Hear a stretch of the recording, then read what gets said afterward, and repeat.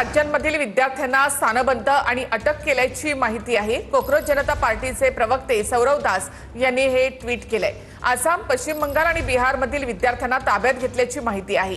उद्यापर्यंत विद्यार्थ्यांची सुटका न झाल्यास आवश्यक पावलं उचलणार असं देखील सौरव दास यांनी म्हटलेलं आहे। त्यांनी ट्विट केलेलं आहे ते आपण पाहूया। बीजेपीने देशव्यापी आंदोलन केवळ सरकारने दिलेल्या आश्वासनानंतरच स्थगित केलं होतं। आम्हाला आश्वासन दिलं होतं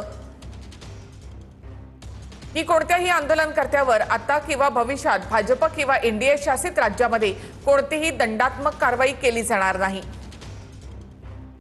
मात्र या राज्यांमधून येणारे अहवाल अत्यंत चिंतेचा विषय आहेत, ज्यामध्ये विद्यार्थी आंदोलकांना स्थानबद्ध केल्याचं कळतं। आमची कायदेशीर टीम संबंधित राज्यांमधील सक्षम वकिलांशी समन्वय साधत आहे। ताब्यात घेतलेल्या किंवा अटक करण्यात आलेल्या विद्यार्थी आंदोलनकर्त्यांची सुटका करून घेण्यासाठी आवश्यक ती कायदेशीर मदत उपलब्ध करून देण्यासाठी प्रयत्न सुरू आहेत। जेपी नड्डा आणि डॉक्टर जितेंद्र सिंह यांना आवाहन करतो की त्यांनी आम्हाला दिलेलं आश्वासन तातडीने पाळावं।